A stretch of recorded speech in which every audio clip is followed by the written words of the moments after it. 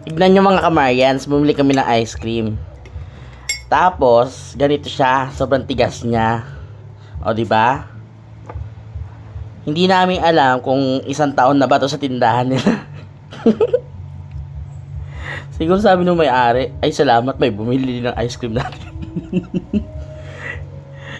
Frozen na frozen siya, ayan o. Pinagaganyan-ganyan na namin yan, sobrang tigas pa din eh. Tapos ang hirap niyang ganunin. Frozen na frozen siya sobra. Ano nga pala to? Selecta pala siya, halo-halo flavor.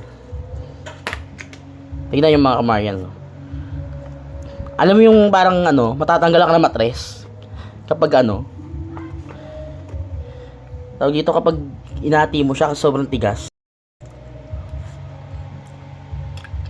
In fairness, sarap siya. Kaya lang pagka yung amoy langka ba yung durian? Di ba ang baho talaga niya, pero pag kinain mo siya ang sarap. Ganun yung niya, yung amoy niya. Amoy na amoy mo yung langka ba to, durian. Amoy na amoy mo siya. Pero kapag kinain mo siya, sobrang sarap niya. Ang lamig sa ngipin. Sobrang frozen kasi. Yun lang mga Kamarian, bye bye.